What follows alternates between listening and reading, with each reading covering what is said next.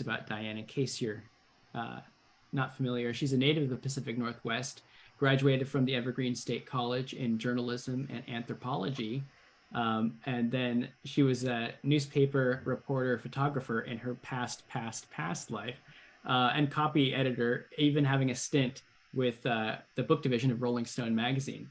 But more in this lifetime, she brought the Dzogchen Rinpoche, or she was instrumental in bringing him to the West and to Seattle especially, and then in her own path of deepening in spiritual practice, she did, as I mentioned, do several years of solitary Buddhist retreat, which is the topic tonight and the topic of her book. And you can find out more about her at dianerigdzinberger.com. So I'll put that also in the chat below. So Diane, welcome. Thank you for being here. Thank you. Thanks so much, Bhima, for that really very lovely introduction. Really appreciated. And I'll tell you a bit about my 3-year retreat. And that's this talk that I've written. And then after that, I'll read a little bit from the book.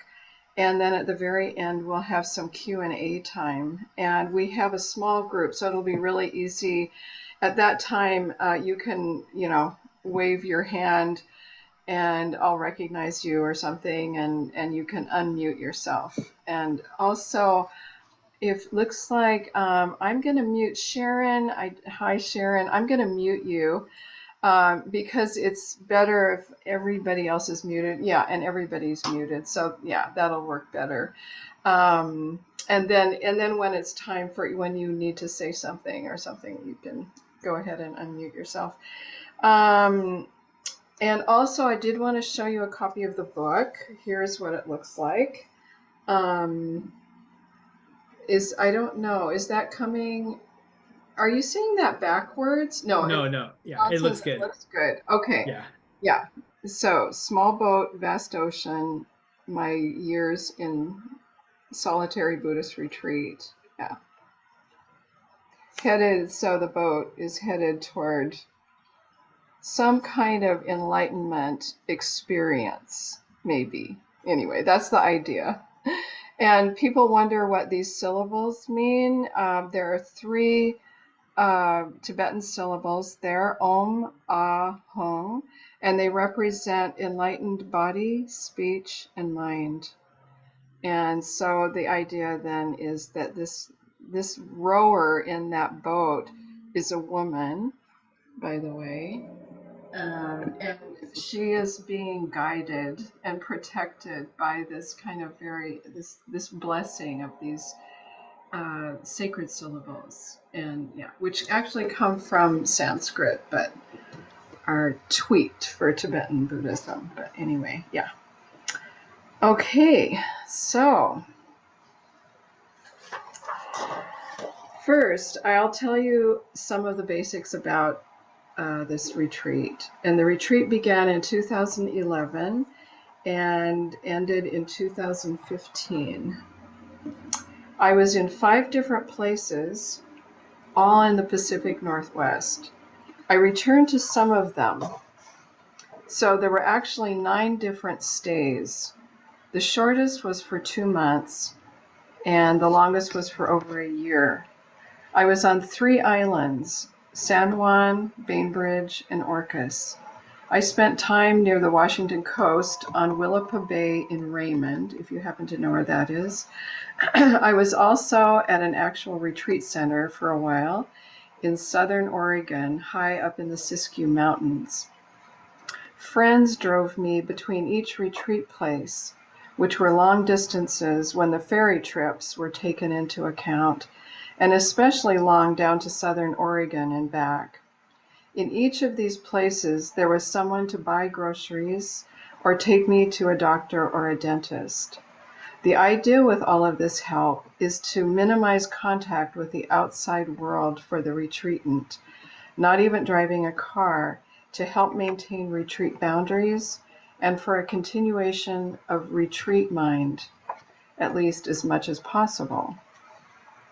I had a teacher who guided the retreat, Keelan Rinpoche. He's a Lama in the Nyingma school of Tibetan Buddhism. I had brought him to America from Asia and worked with him for almost 15 years before going into retreat. He has 2 headquarters. One is a monastery in eastern Tibet, and the other is a center on Whidbey Island here in Washington State. And he's still my teacher. Since retreat, I've been teaching Buddhism and meditation, although I'm taking a break at the moment to nurture the life of my book along. Now, you may be wondering why someone would do such a long solo retreat. Well, there are 3 items in there. Why did I go on retreat? Why was it so long? And why was it solo? Since you've come to this talk through East-West, you probably already understand about why someone would want to do retreat. Very simply, though, retreat provides the environment and time to do one's practice in a concentrated way without distraction. And withdrawing from ordinary life can be an important ingredient for this. Of course, it's very common these days to go on retreat of all kinds. A holiday on a sandy beach in the tropics, like Hawaii, might be considered a kind of relaxation and recharge retreat. Yeah, Carmen knows. I looked at her little picture because I think she's still there. Are you still there, Carmen? Yeah, she's still there doing that kind of relaxation retreat right now. All right. Yoga retreats are now common. Meditation retreats in Bali, where I have a friend right now who's doing that actually in Bali. Okay, art retreats. And Sean, you could be doing an art retreat. All right. Mindfulness retreats on mountainsides, vision quests of solitary seekers, huts for hermits and hermitages for monastics. Even corporations organize retreats for executives. Religions of all kinds have always encouraged retreats. Buddhists have been going on retreat for millennia. The Buddha himself, while on retreat, achieved enlightenment in Bodh Gaya, India, around 500 BC. And he was following in the footsteps of retreat-going Hindu sadhus, whose traditions stretched back thousands of years further still. So, retreat, obvious.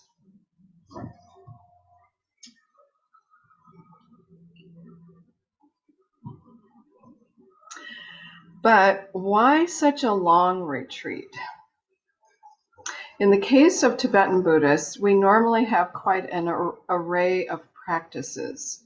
And for a serious practitioner in a busy secular life, in order for the practices to absorb, or as we say, to accomplish them, one may want at some point to enter a series of semi-long retreats, like 1 month or 3 months, or perhaps this seriously long 3-year retreat. So why 3 years? Well, it's not an arbitrary number, but is specified in Tibetan Buddhism and has been undertaken commonly for centuries, right to the present day.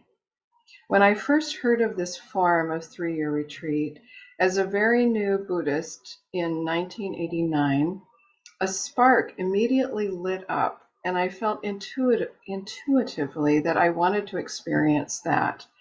I had been raised Protestant Christian, and for a long time before becoming a Buddhist, I had a deep resonance with Christian mysticism, with ancient cathedrals, with images of nuns or monks practicing in silence, with the idea of taking vows of silence. So for me, the news that there was in Buddhism a form that you could put a beginning and an end to, those 3 years, in order to delve into one's interior world, yet without becoming a lifelong renunciate, this seeded something. 3 years, that's 1,000 days plus, which seemed like it might give the experience enough time to have made an impact on the psyche and on one's spiritual path. I also wondered if it might be a test of my own being, so that I could find out if my core had a certain integrity, by which I mean the ability to hold steady in the face of itself. These were some of the idealized attractions to spiritual hermitage originating in my mind, predating my introduction to Buddhism, and it was also a part of the spiritual calling that drew me to Buddhism in the first place. So, what is it about the 3 years of retreat that gives it a veracity for so many practitioners, a tried and tested form of this ancient tradition?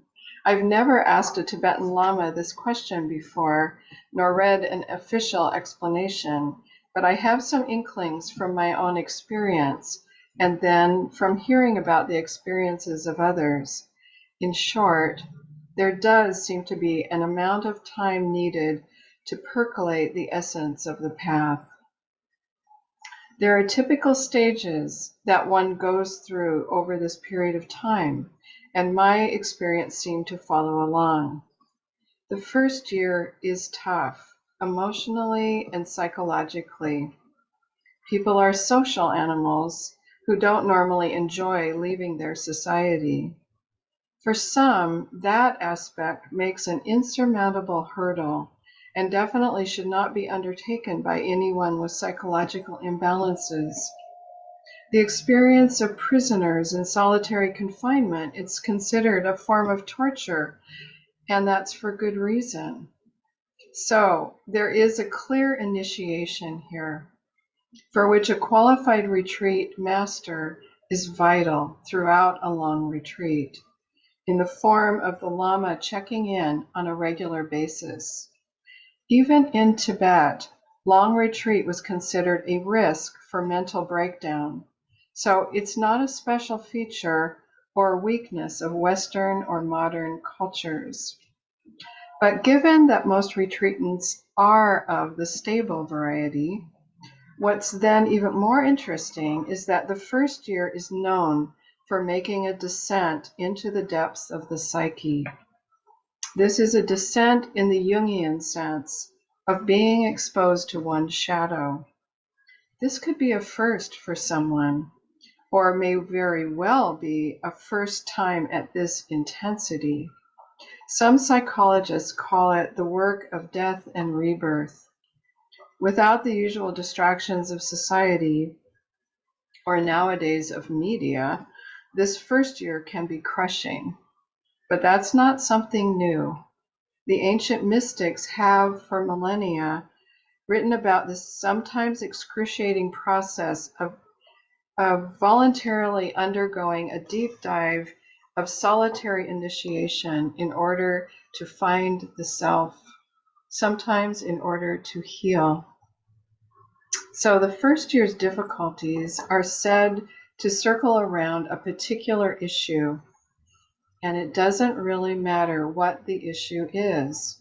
Many retreatants, when faced with emotional pain at this point, might initially place blame on an exterior source, but in time, one comes around to see that it's actually one's own psyche and patterns and concepts that have created their interior struggle.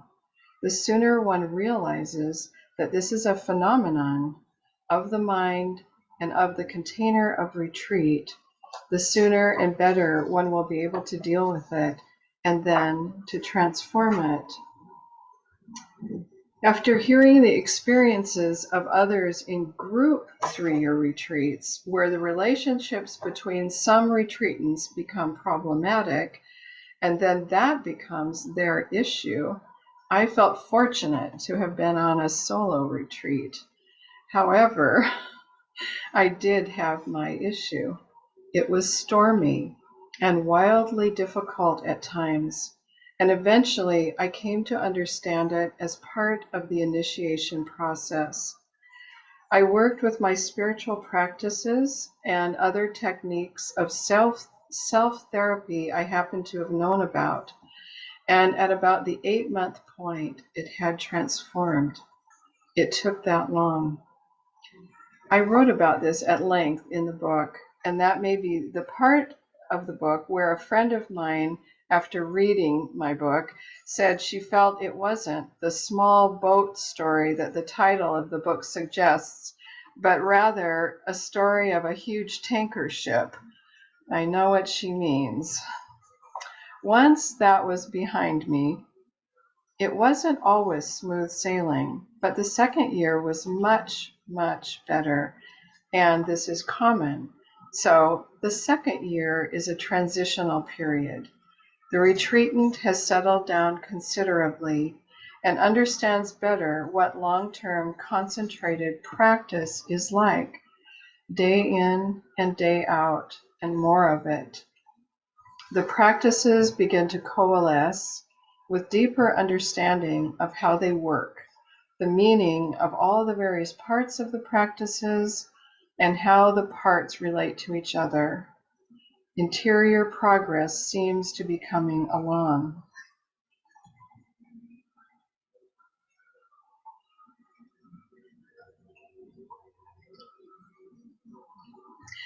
Then the third year is where hopefully the psyche has completely relaxed, as the practice has by then had some actual impact. A life in solitude is then more than okay. It's now celebrated. Consciousness is beginning to expand. Spiritual progress is undeniable. And important in our tradition, the very concept of progress itself begins to fade away. This refers to the focus that's so prevalent in our culture and in our time of perfectionism, goal orientation, and striving, which is seen as counterproductive to spiritual development. Remember, the whole point of Buddhism is the goal of enlightenment. This is a classic paradox on the spiritual path, difficult to resolve on first look. One Buddhist author's book title is The Trackless Path. Another title is Journey Without Goal. Both titles sum up the perennial problem: how to achieve, attain, reach enlightenment without putting in effort, without keeping your eye on the goal. Well, somewhere in the third year of retreat, the answer to that paradox starts to not only become clear, but understanding becomes visceral. There's another reason for 3-year retreat that can only be described as mystical. I don't know exactly why it is, but I believe that there is something magical about the very container of this kind of retreat. Perhaps because of the tradition for this retreat going back over 1,000 years and the sacred energy building up over that time. In addition, unseen, non-specific geographic boundaries are set up. Also, there is an important relationship put into place between the practitioner and the local spirits or guardians of the place. And there are the blessings of the Lama, which echo back and forth in time and through connections with his or her lineage. And if the retreatant keeps a pure heart and intention and samaya, which is the various vows, then retreat can be imagined as a pure realm, and perhaps will act as such. 3-year retreat isn't, of course, the only container within Vajrayana, within this tradition, which draws on the mystical, but it can be one of them. So the act of entering into 3-year retreat and then maintaining the boundaries and intent can be like creating a space of blessing, like a pilgrimage destination. And this can then enhance the ability of the retreatant in their development. So, how about the third question? Why did I go into solo retreat? Okay, more water.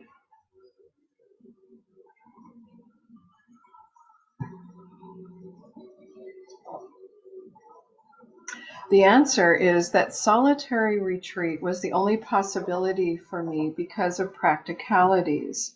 First of all, I was the only student of my teacher who was ready to go at that time.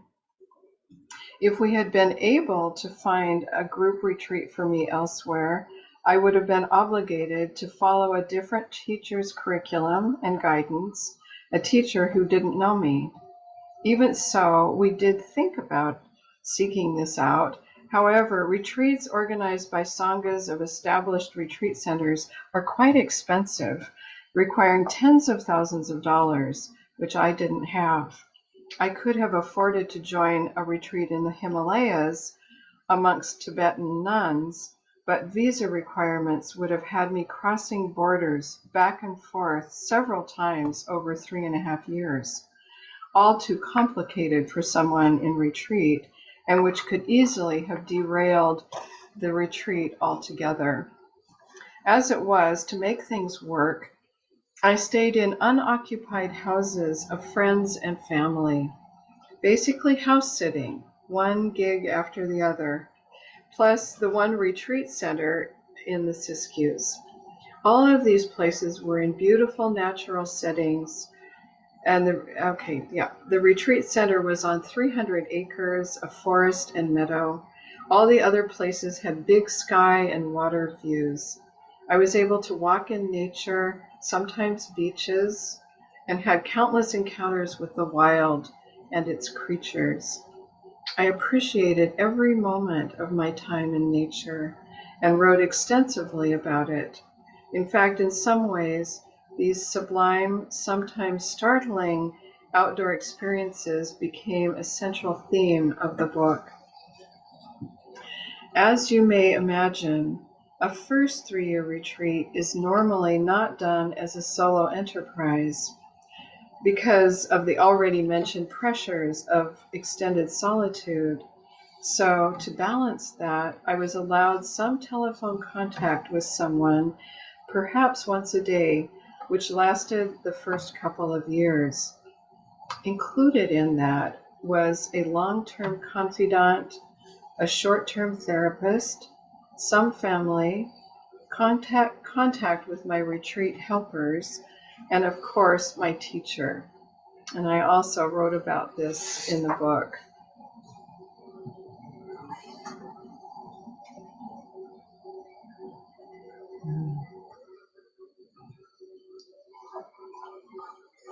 Here's another question. What does one do after a 3-year retreat?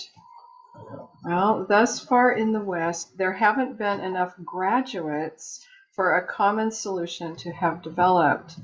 One thing that's been noticed is that it's very common to need a second long retreat after the first to stabilize the gains of the first. Some retreatants do this for a total of about 7 years. In my case, I wasn't willing to undertake another 3-year retreat, although I did follow up with a second retreat of 9 months in length. And by the way, most people, including in Tibet, do not choose to go into lifelong retreat, but eventually emerge, perhaps to teach. And that is what I did. After taking a break of about a year, which was recommended by my teacher, in other words, right after retreat, don't teach. Don't go out there and give talks. Be inward more. Anyway, so after a break of about a year, I created a small-scale endeavor by teaching Buddhism and meditation in my hometown of Seattle, and then on Zoom, because of the pandemic. Simultaneously, I focused on writing the book that was just published this March. All of this has been rewarding and enjoyable. Also, there was something so intensive about the long retreats that afterwards I had an overwhelming sense of wanting to rejoin society. I sought out old friends and spent time with my grandchildren and very precious time with my mother, who passed away 2 years ago. So, about this rejoining with society, I've had a sense of wishing to appear on the outside as very ordinary, nothing special. You may know this, but there is a Buddhist ethic. There is a Buddhist ethic not to proselytize. And so, in this tradition of being quiet about one's spiritual path, I've been enjoying all kinds of society without any push to bring anyone over to the Buddhist way. There's great freedom in this, to go with the moment, not having to appear lofty or perfect, and to give rein to a sense of humor. So, in Tibetan Buddhism, there is a vow not to give up love for all sentient beings. I think this is my essence favorite of all the vows. It has no labels, no dogma, no boundaries. At its most expanded, it reflects an enlightened state. This continues to inform and guide me in my self-reflection and as I navigate the waters of ordinary life, which can mix at any moment with sacred outlook, and I hope it does so as much as possible from here on. If I have a North Star, that is it. This love is it. So, thank you. That is my talk. Thank you so much. Commenting on shifting between one retreat place to the next retreat place. So this is where I'm just leaving. I've just left Bainbridge Island, and now I'm shifting to San Juan Island. Okay, so I'm commenting on what that was like. Okay, here we go. All packed, having rewound my retreat belongings back into their bags and boxes. Barbara had come to spend the previous night so we could get an early start for the Bainbridge ferry. Leaving the house as empty as when I'd arrived, but hopefully enhanced with the warmth of retreat, Barbara's little car now jam-packed, we putted off into the cold, dark December morning. To maintain retreat boundaries as much as possible on this long travel day, we stayed down in the car for the half-hour crossing on the crammed commuter ferry, quietly chatting in our automobile cocoon. Always so cozy being with Barbara, treasure time, lingering in the twining of her warm gravitational pull. We met up with my old college buddy, Andy, at a Seattle shopping center parking lot and transferred all my things over to his truck. He loudly guffawed. "What's all this? Are you supposed to have so much stuff on retreat, Diane?" I laughed. Yes, somehow I carted around a small household on retreat. Not like the 14th century Tibetan saint Longchen Rabjam, who for years had only one piece of tattered fabric total for both clothing and blanket in his Himalayan cave. Whereas I had clothes for all seasons, bedding and linens, a box of sadhana texts, and another of Buddhist books, a box of files and tools, a tub of food and kitchen things, a tiny laptop, and sitting cushions. And this array grew over the 3 years because people kept giving me stuff. I'd always been sheepish about my tendency to overpack on long distance journeys, ignoring the usual advice handed out in travel columns, but then grateful once arrived anywhere to have what I needed. Later, when I saw how the Tibetans pack, not skimping at all, in fact double what I would have stowed away, I began to end the self-reproach and just do my own thing. But now, on retreat, shouldn't this be different? Well, not in a cave, nor settling into one place for the entirety. It's just what it is. That's what I decided. I hugged Barbara goodbye for now, with loads of gratitude, and Andy and I drove up the highway to the ferry to San Juan Island. We spent the many hours of the trip deeply engrossed in Buddhism 101. Since Andy, a non-Buddhist, is interested in philosophy and compassion, and as a journalist is trained in the art of incessant questioning. After my 2 months of near solitude, it was refreshing, and I loved every minute. Arrival. My mother and her husband, Tom, welcomed us to Cattle Point. Their elegant, comfortable place on the beach, with a constant dynamic flow of the elements, would be my home for the season. Though we didn't know it then, this would turn out to be my hermitage for 3 out of the 4 retreat winters. The house has the ideal meditation view. Unimpeded sky sweeping from north to east to southeast. Straight on are other islands, and in between is a narrow passage of swift flowing sea, constantly changing in color, texture, direction, and velocity.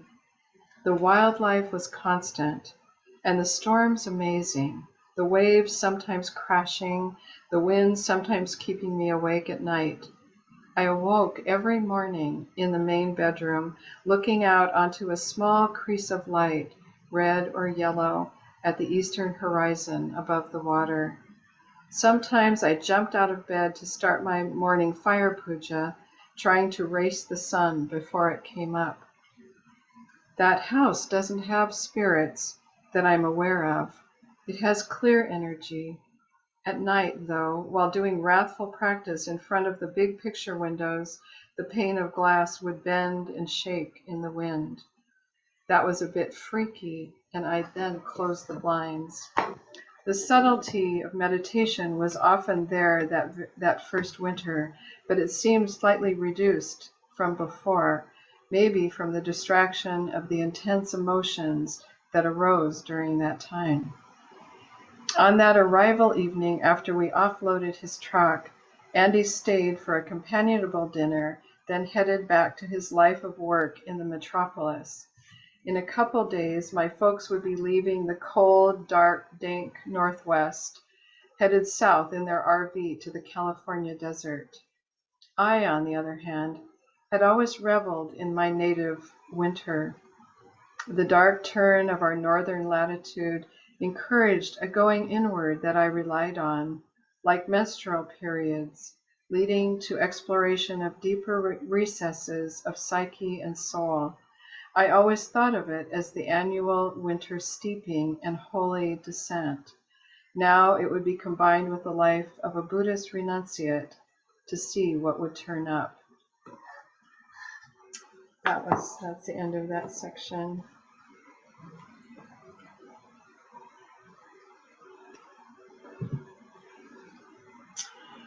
Okay, so I want to now read a poem that I wrote. This poem I wrote about 5 days before that switch. So this poem was written on Bainbridge Island during my, so it's in the first chapter. So it's backing up just a little bit in this book. And the name of the poem is Sand Manuscript.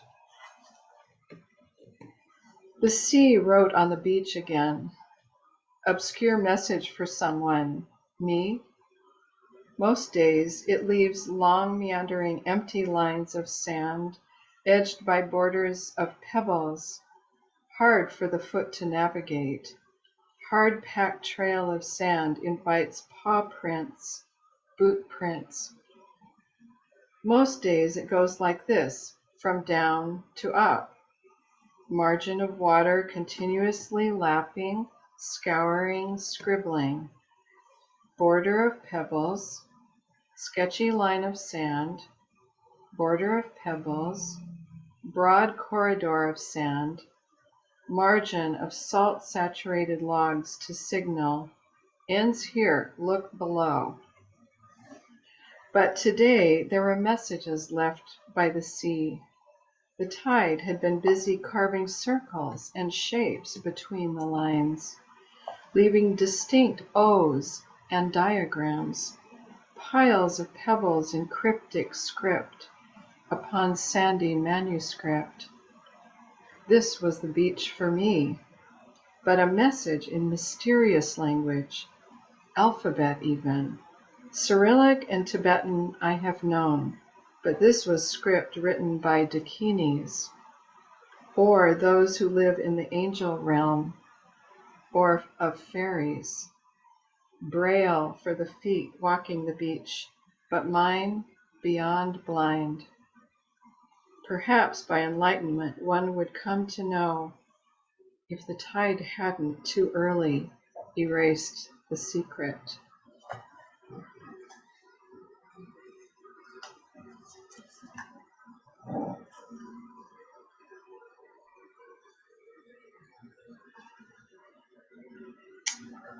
Okay, so now I'm going to read this one. This part was written on October 5th, 2012. So this was almost exactly 1 year into retreat, and it was up in the Siskiyous of Southern Oregon.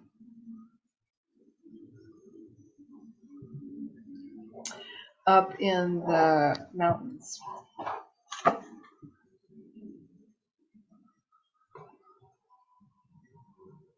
Two days ago, I was sitting in some high woods on a fallen madrona, a still and deep place. Through the trees, two weasel-like creatures, martens, appeared. They were running around, checking out all their little places. After a while, I could see only one. He was coming in my direction, so I started to make some quiet noises so he wouldn't get too frightened of me at the last moment. And I didn't want him too close either. Quite large animals, beautiful, like sea otters of the land, alert, moving fluidly with infinitely flexible spines. I've seen deer a few times. I recently scared the bejesus out of 3 who were feeding right outside the back kitchen door when I swiftly emerged on my way to the outhouse. Their sudden getaway scared me too. I had to stand there for a moment and then let out a large whoosh of a sigh. I counted 25 vultures in the sky the other day. Carrie said one time she counted 60. Lots of jays here too. Recently, while meditating in my chair on the porch, a small squirrel came running into view, checking things out. He suddenly leaped through the blue fence surrounding the carp pond, ran to the pool's edge, flipped himself upside down, apparently going for a drink, while still hanging on with his toenails. After a moment, he ran off. Last night, I heard an otherworldly, weird sound, high-pitched. I could only think of a cougar, or someone else being made into cougar's dinner, somewhat chilling as it was in the direction of the patch of ground where I pee at night. Lately, while in the woods, or even in my room, I've had these experiences of deep stillness that go on and on. I realize how quiet it is, and then, half expecting something to interrupt, it doesn't. Instead, the quiet continues, lengthens, and I go deeper, to a deeper place inside. Then I become aware again of the quiet, and it continues, and I go deeper again, relaxing to a new level of inner quiet and a rapport with this exterior quiet. It's a kind of listening and hearing the quiet. It's not totally silent because it's the woods, but so quiet it's profound. It's almost waiting for something, like the empty matrix, shunyata emptiness, pregnant with possibility, to open up in front of me. At any moment, a tree branch could fall, a corvid could caw, an iridescent beetle could fascinate by, a helicopter could fly overhead.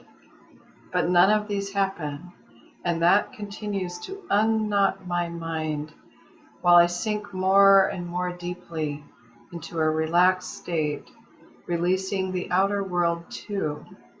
I think earlier I may not have been ready, but regardless, here I am and ready now.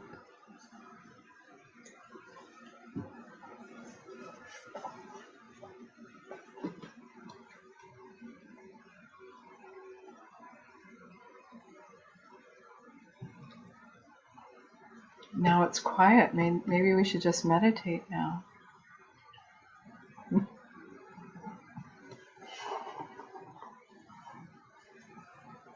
I had no idea how long this would take, and I'm looking at the clock, and we have another 35 minutes, so I don't want to. Yeah, I have probably too much to read, but anyway, here we go. So now I'm going to read another poem written January 27th of 2013. So this was, let's see,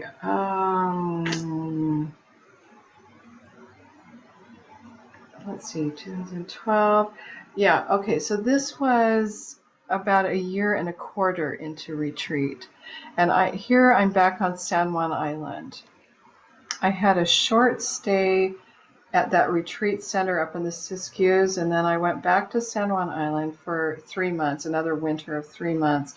And then I went back to the retreat center, actually. And I explain that in the book, but we don't have to get into it here. But and then I stayed a much longer time later with the second stay at the retreat center in the Siskiyous. But anyway, so this is in this, the second time that I was on San Juan Island. All right. So this is called a poem called "What Did I Do on Retreat?" I watched the earth turn. I watched the cycles of sunrise and sunset, the pre-dawn lightening of gray to subtle colors, then ungraying, the gathering dusk bringing quiet anticipation of pink clouds and achingly saturated hues. I watched the intensifying midnight blue, Vajrakalaya's anthem, before the dark black of night. I watched Jupiter's rise as the evening star, tiny spot of light flanked by suggestions of moons. Every day a little higher in the sky when sun's blaze had faded. I watched Earth's single moon, its broad, brilliant face virtually whiz through the sky from one elongated meditation moment to the next. Moon, holding its memories of full moons and crescent moons and blue moons of all my life. I watched Orion's starry points lie down and get up again and again as he traveled through the dark velvet of winter sky. I watched the clouds move on the wind, going north all day and going south the next.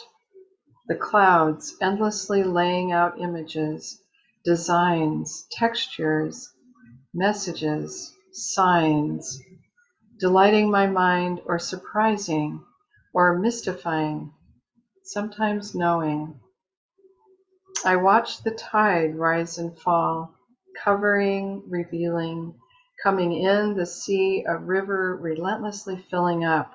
Where is it all going? Then going out, emptying into the unfathomable ocean, cycling on the moon. I watch the seagulls, eagles, geese, ducks, oyster catchers, great blue herons, cormorants live their lives as sky dancers, lovers, fighters, hunters, coming, going, going, coming. The seagulls with seagull habits, eagles with eagle habits. I watch the grass say green so loudly I stop to stare, replying, "Oh, green, I get it."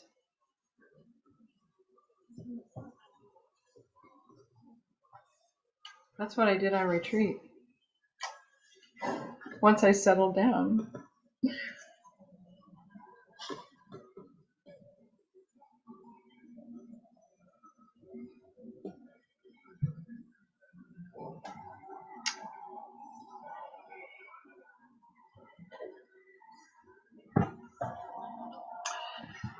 I'm going to now read an essay that I wrote and on April 3rd up in the Siskiyou Mountains. And not long after I wrote that poem, it's basically 1.5 years into retreat. And this is called The Tree of Life.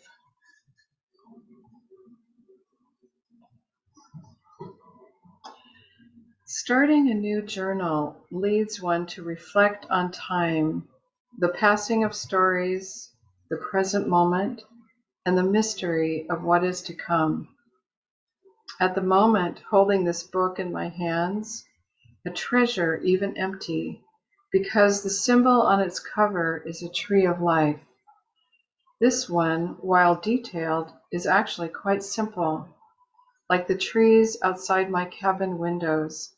It's natural without added ornamentation. Branches on a trunk with many leaves, radiant with flowers, healthy, proclaiming existence, drawing energy down from the heavens to the earth, standing guard, witnessing. I find myself in a place called Williams, a corner in the Siskiyou Mountains at 1,800 feet. This cabin is on the edge of 300 acres of private land devoted to Buddhist practice. Not many of us here at the moment, so it's quiet, as retreat is meant to be. Sometimes, though, such solitude is the thing you wish you hadn't wished for. But the trees here are a resolute presence filling in the empty gaps. In the deep quietude of meditation, somehow they embody the pregnancy of the moment.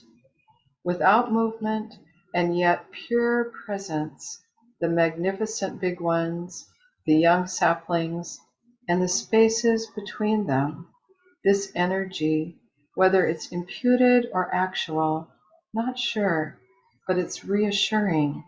It's company, or part company and part context. When I get very quiet here in the trees, it's as if the tree's breath supports my own breath, and the connection supports a deeper level of meditation. Even at this moment, while writing, I'm sitting indoors in a comfortable chair, looking out the long door window and observing how it is. So it works even from this vantage point. What is the pregnancy of the moment? It's the potential for something, a sense, subtle, that things could be otherwise. At the Salish Sea, the environment there is always in motion. Even on days when the wind isn't blowing the trees and inspiring the gulls and eagles to sail, to kite around in the sky, the sea is always moving, the current going one way or the other in a gigantic mass of exodus or invasion. That movement inspires a certain kind of meditation where one finds stillness while riding this motion, riding on the top of it, within it, sometimes in spite of it. But here, the environment itself is usually still, the trees in position, maintaining their stances. And in that, I can somehow sense movement or the potential for movement. This supports a different kind of experience, experimenting and exploring various depths of my own stillness. Perhaps it's my own pregnancy, which is emptiness, after all, and the potential for anything to arise.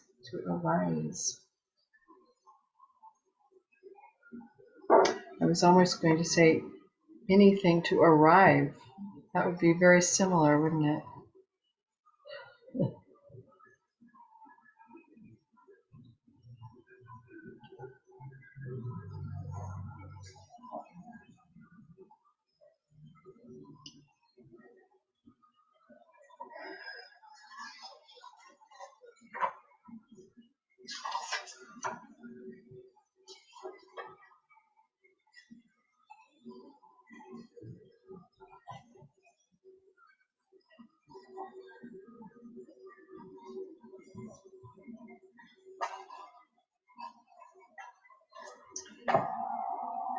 Okay. I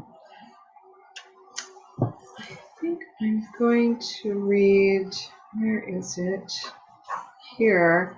I'm going to continue with the next entry from my journal. This actually was written on the same day that I wrote that little essay, and but this is journal writing at this point. Okay, so April 3rd. Sometimes it seems that the anxiety from being remote and on my own in solitude doesn't come from the present circumstance. Everything is fine. The cabin is lovely. There's enough to eat. There are people I can call. Instead, it seems to be the feeling that I'm so far into the middle of this ocean. I look back in time, and it's been a year and a half since I began retreat. It sounds like a short time, but it feels like several years have passed in slow, painstaking periods. There's no way I can return to that shore from which I embarked, nor would I want to. In any case, it's not an option. Then I look ahead, only ocean, unfathomably vast in every direction. I seem to know the direction, the same course that I set out on. I know there's a shore there somewhere, and now I know how it feels to be on my way. Long, slow, ups and downs, changing weather, with little changes of scenery. At this point, I'm in the middle section. If I were to take 0 days off, there would be another 2 years ahead of me. The prospect of solitude for such a stretch, or sometimes even for another day, sets off this anxiety. And yet, when the present moment is revealed to my mind-heart, then there is no problem. Ani Seltong, friend and ordained nun, highly experienced in retreat, suggested 1 day at a time. Or 1 week. Can I do the next week? Yes, I can. It seems by playing tricks with my mind, I can persevere. 104 more weeks. This is not the optimal attitude. But at the moment, needing tricks to pass through this queasy, bumpy spot, no blame. Then April 7th, the very next entry, I'm going to read a little of that too. This is from a consultation with my teacher. So these are notes from that consultation. Without my having mentioned anything about the ocean imagery, Rinpoche surprised me by saying this. This particular period with feelings of anxiety could be like being in the middle of the ocean. You've been crossing to the other side without being aware of your progress. The ocean is so big, and unconsciously you've been forgetting where you are, and it's in this boat. Just now you've woken up to being in the middle of this huge ocean, and suddenly you're wondering, am I moving? Am I getting anywhere? But yes, you are moving ahead, in the right direction. You don't have to be scared of any storms and big waves. They're all just passing by, passing by. He also had this advice. The great yogis say, if no problems come up, then practitioners won't develop the skillful means. Otherwise, it's just reading in a book. You think you know all about it, like a person who has just gotten a degree in something like architecture. They think they know, but until they start applying it in the real world, they don't have the real knowledge. This is the same. You now get to apply the teachings. That is how to accomplish this great exercise.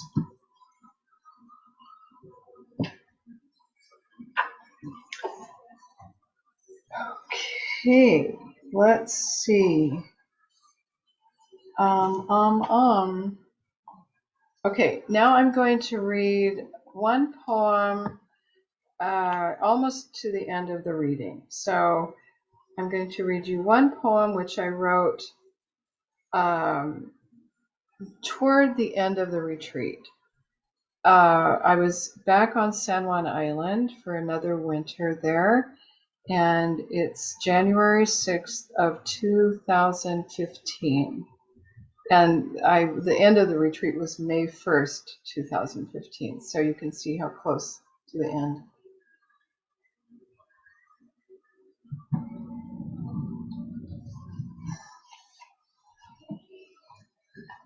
This is called Luminous Winter Expanse. The night in deep winter meditation, even the seals silent. A slow, steady respiration of the sea's breath, a mammoth being heaving in bottomless slumber, and the wind at rest. I switch off the light to signal my own descent. Soft luminosity glows through the window, full moon projecting its light into fog, each particle of space amplified, magnified. What before was invisible, now defined in its full dimensionality by teeniest water drops of gentle lunar light. The sole bare beachside tree cloaked with white glow, no Goose Island, no Lopez, no horizon, all disappeared, replaced, erased into light for one night.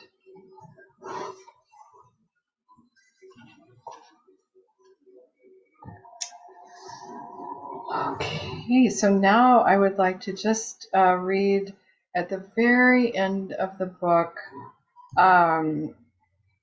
pretty much the very end of the book. I have an aspiration that I wrote while I was on retreat that I'd like to read now as an aspiration for all of us, so you can imagine you might want to include yourself in this. My wish for all of us is that our imaginations of what is possible expand in such a clear picture with such confidence that the pathways open up and we're drawn in without effort, like water mixing with water. Thank you. Thank you very much. That is my presentation and my reading, and we have about 15 minutes for questions, and I'll see if I can answer them.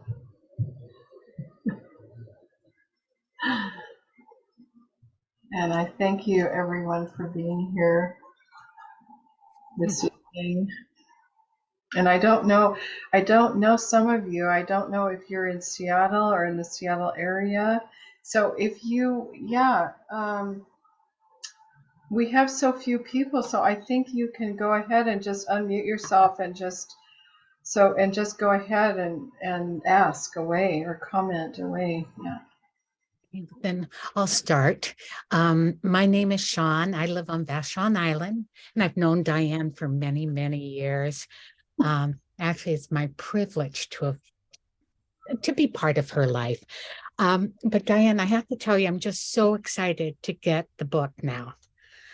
You know, listening to the readings and stuff, I'm absolutely thrilled. And I will buy it through the East-West bookstore. But yeah, some of the imagery was so beautiful. So what the question I had was, what would you say in the book, what percentage is the present versus the other part, the journaling and stuff? I mean, just roughly. Right, yeah, roughly, because I never did a calculation. But I would say maybe a fifth of the book might have been the present voice. Okay. 1/5 or 1/6, that would be like, 15%, 20%, maybe something like that. I'm not sure. I don't even know why I even asked it, except it just seemed kind of interesting. I just wasn't sure how much was the present voice versus sort of the deepness Right. of the actual experience. So I think some people kind of prefer the present voice stuff because it's very more well written in a way. I mean, I think some of the original, writing that I did on retreat is some of it is extremely more beautiful writing in a way. But the present voice writing tends to be, I'm sitting really thinking, okay, now I'm really writing. When I was writing on retreat, I wasn't thinking, oh, I'm going to make a book. But I did a lot of editing, and it's getting, people think it's very well written, the whole book. But anyway, and also the other thing about the present voice parts, it's very random. I mean, I didn't position those places in specifically uh, apart, like so many pages apart or anything like that. There's nothing to that. So sometimes there could be two short present voice places, that are close to each other, or it could go a long ways with none. But anyway. well, thank you.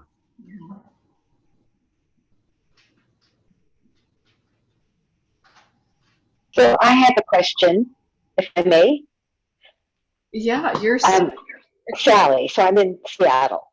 You're in Seattle. Very nice. Yeah. Great. Thank you. And your writing is just lovely. It's so visual for me, and I can feel it. I am an absolute newbie to all this, but for some reason, this really drew me. And I'm curious, what are your friends, or you mentioned grandchildren, and I was thinking, oh my, you didn't see them.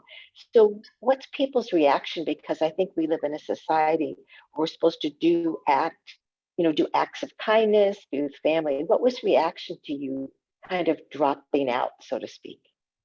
And are you talking about reaction of my family? And friends, yeah. So to take such time for yourself, were they jealous, missed you, angry? Yeah. Yeah, well, so here's one thing about me, about my life. So before going into retreat, I had really done something very interesting when I brought this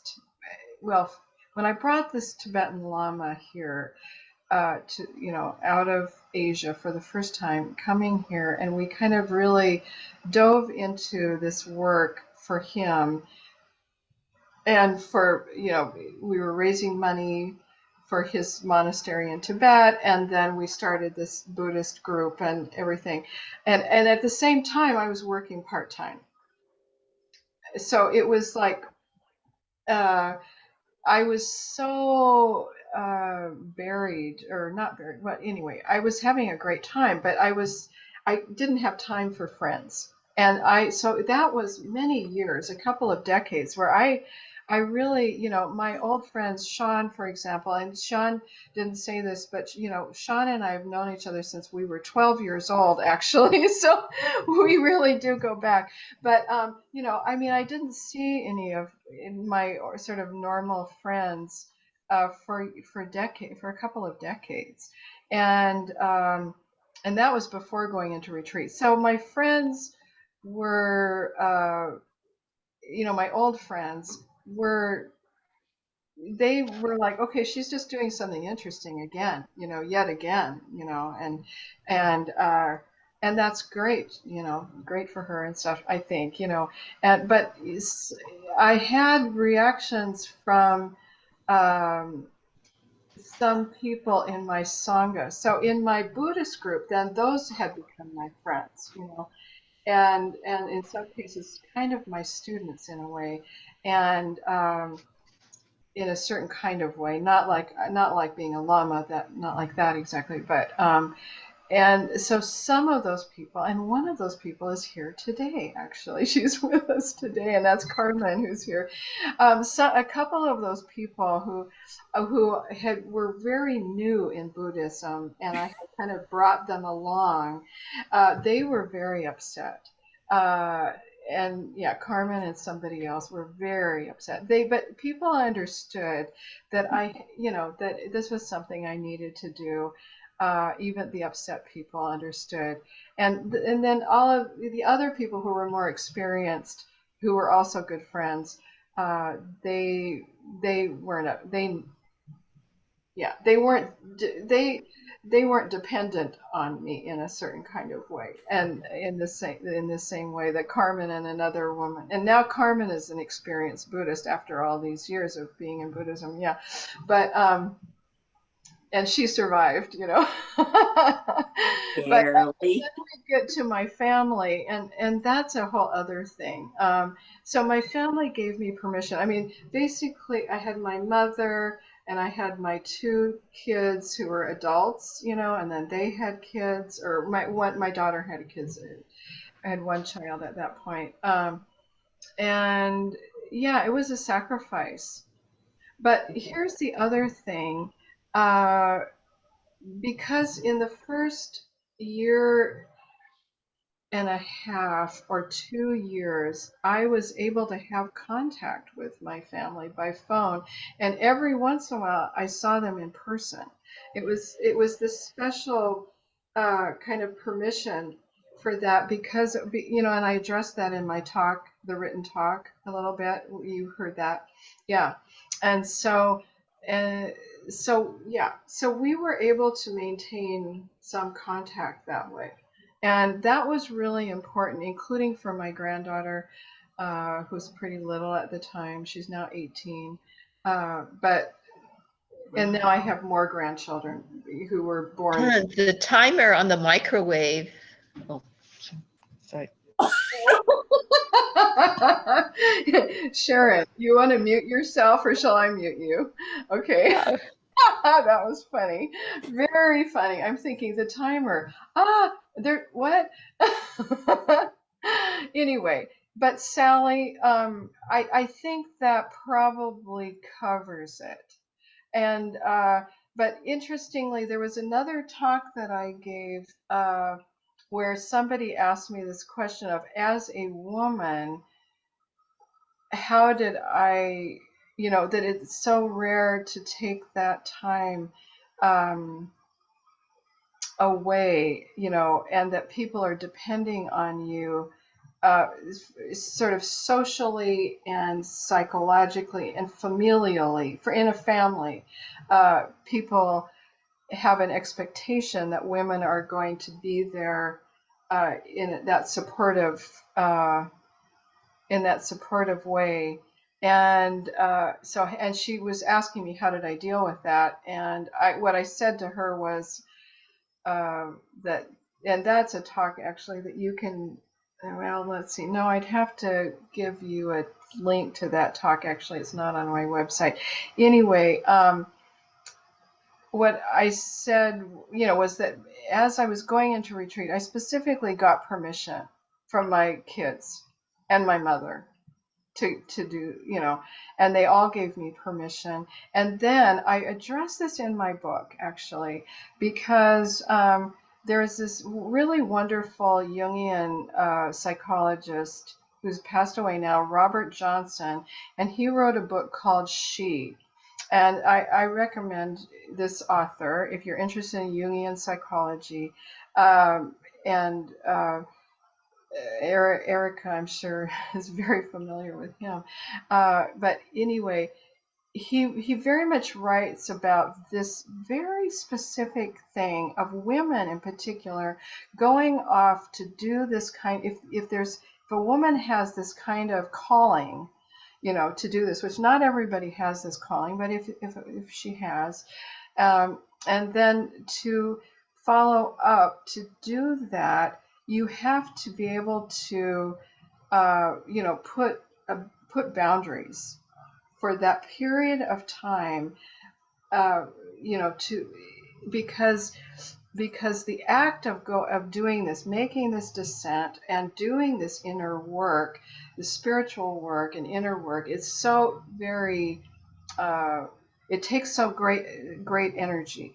It takes a lot of energy, and you don't have energy during that time for, to do the caretaking that women normally do.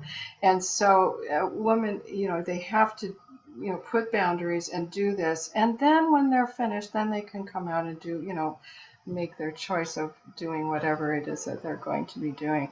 And let's see, then Erica wrote something that popped up. Diane, Lama Tarchin always said the practitioner in the town and the yogi on the mountain wake up together.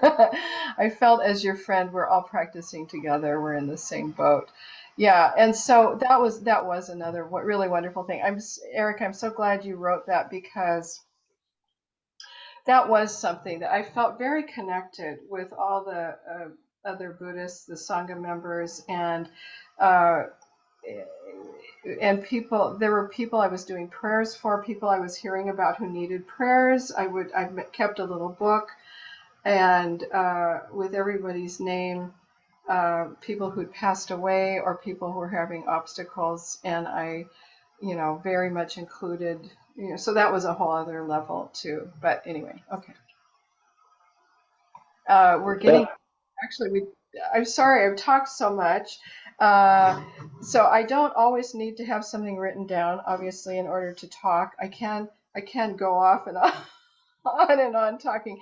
But yeah, I have a feeling there might be some more questions.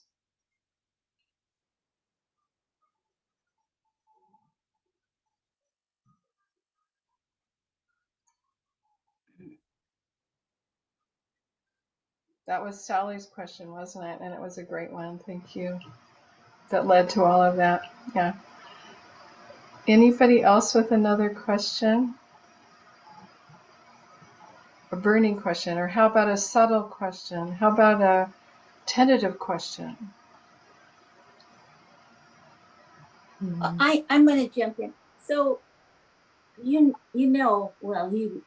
remember how disturbed I was. It was like I had it imprinted on me like a duckling, and it was like then 2 months later, because I already felt I was way over my head with Vajrayana, and but I ended up asking Rinpoche maybe a year into becoming formally a student, well, I want to go on a 3-year retreat, and I'm married, and he said, well, maybe you could start with 1 hour first. And I remember, but listening to your talk, lots of things are resonating, and some of the things that you talked about have happened despite not being on a 3-year retreat for me in little bits and pieces. But I still have the aspiration to go on a 3-year retreat, and it may be modified, but it's kind of like, I'm getting too old. This is almost 12 years later, and I now have an 8-year-old granddaughter, but I'm not giving up on that quite yet, and maybe it'd be modified, but it's so, I guess my question would be, and I'm asking you specifically because you do know me a little bit, was I think it's still reasonable to go on a 3-year retreat. The only thing that I didn't count on was that I'm still married and that I have to kind of work this out with my husband of 47 years, that I'm going, for 3 years. But I have to ask, and I'm not used to asking, I just do. So we'll see. So, but I'll talk to you another time. Yeah, we can talk about that. Yeah. And Okay. there's also a lot of people do these, 3 months every year. You could do 3 months every year, and that would be a big. Well, Shakya was supposed to be a little bit of a taste of that too, and I've, done 5 years at Shakya, but whatever. Okay, all right, but let me back off because time is short. Yeah.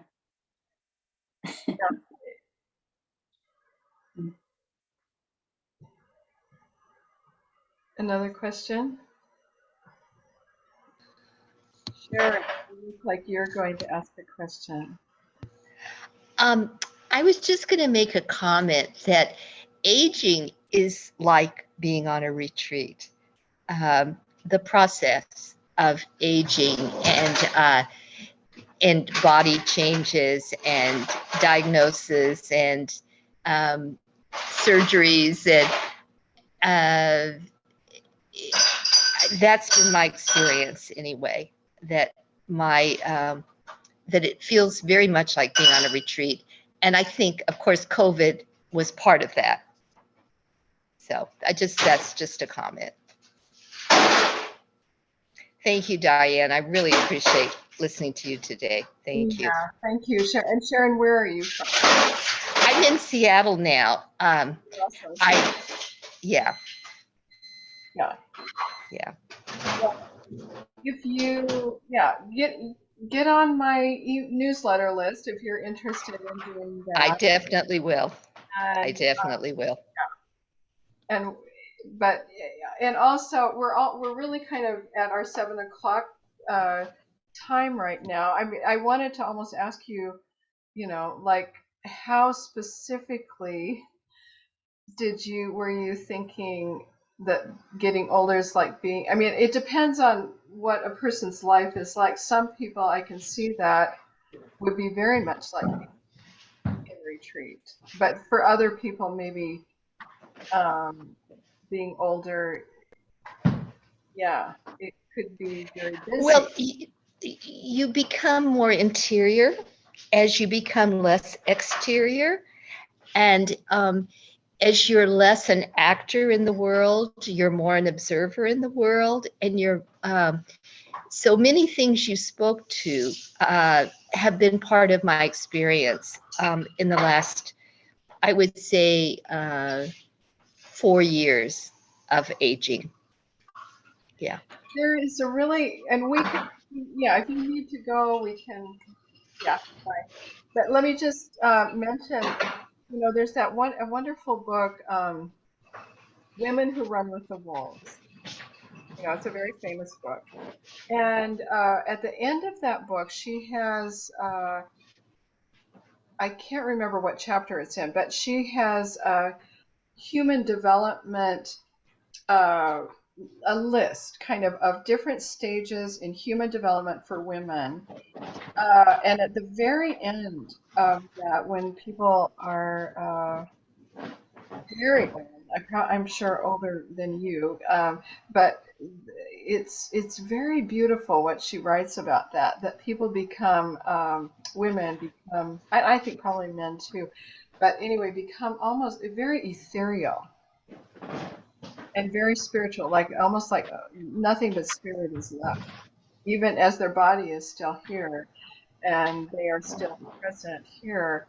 But there's an ethereality that becomes the main theme like that. And what you're saying is, yeah, it's like going toward that or something like that. Yeah. Yeah. Yeah, that's wonderful. Wonderful to be aware of that. Well, Thank you. Thank you very much. I'm going to go buy your book. thank you so much. Thank you. Thank you very much. Thank you.